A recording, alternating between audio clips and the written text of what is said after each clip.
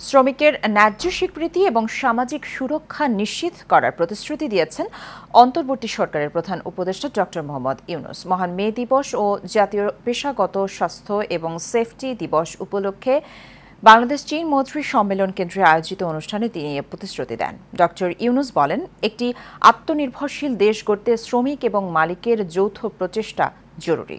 বাতেন বিপ্লবের রিপোর্ট। শ্রমিক মালিক এক হয়ে গড়ব এ দেশ নতুন করে প্রতিপাদ্য ধারণ করে এবছর মে দিবস পালিত হচ্ছে।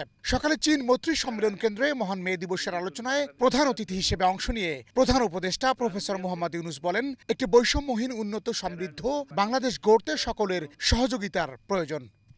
এই বছর পহেলা মে এক অনন্য তাৎপর্যের দিন, কারণ মহান মে দিবসের পাশাপাশি একই সঙ্গে আমরা জাতীয় পেশাগত স্বাস্থ্য ও সেফটি দিবস 2025 পালন করছি। প্রধান উপদেষ্টা বলেন, ছাত্র শ্রমিক জনগণের অভ্যুত্থান একটি নতুন বাংলাদেশের আকাঙ্ক্ষা সৃষ্টি করেছে। তবে সেই নতুন বাংলাদেশ বাস্তবে রূপ নেবে না যদি শ্রমিকদের অবস্থা আগের মতোই থেকে যায়। এই সুবিধাকে আন্তর্জাতিকভাবে গ্রহণযোগ্য রূপ প্রদানের জন্য কর্মক্ষেত্রে নিহত ও আহত শ্রমিকদের ও তাদের পরিবারের অধিকার রক্ষায় শ্রম কর্মসংস্থান মন্ত্রণালয়ের ILO-র সহায়তায় শ্রমিকদের জন্য একটি সর্বজনীন এমপ্লয়মেন্ট ইনজুরি স্কিমের পাইলট প্রকল্প বর্তমানে বাস্তবাধীন আছে। অন্যান্য উদ্যোগের পাশাপাশি সারা দেশে 32টি শ্রম কল্যাণ কেন্দ্রের মাধ্যমে শ্রমজীবী মানুষের স্বাস্থ্যসেবা প্রদান করা হচ্ছে। শিশু শ্রম নিরসনের লক্ষ্যে নানামুখী উদ্যোগ গ্রহণ করা হয়েছে।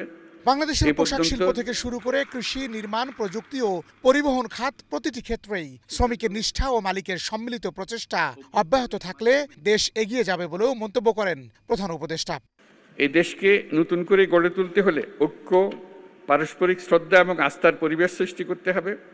দেশকে নতুন করে গড়ে তোলার প্রত্যয়ে উজ্জীবিত হয়ে শ্রমিকের অধিকার রক্ষা, নিরাপদ কর্মপরিবেশ নিশ্চিত করা এবং শ্রমিক মালিক সুসম্পর্ক স্থাপনে সকলকে একযোগে কাজ করার আহ্বান জানাচ্ছি। আমরা যদি ঐক্য ও সহযোগিতার ধারা অব্যাহত রাখি, তাহলে জুলাই আগস্টের ছাত্র শ্রমিক জনতার গণ অভ্যুত্থানের মাধ্যমে বৈষম্যহীন নতুন বাংলাদেশ গড়ার স্বপ্ন শুধু স্বপ্ন নয়, বাস্তব হবে। এবছর শ্রমিকদের ন্যায্য অধিকার নিয়ে প্রকাশিত প্রতিবেদন ক্যাটাগরিতে এশিয়ান টেলিভিশনের বিশেষ প্রতিনিধি রকিব মানিককে দেশ সেরা পুরস্কার তুলে দেন প্রধান উপদেষ্টা।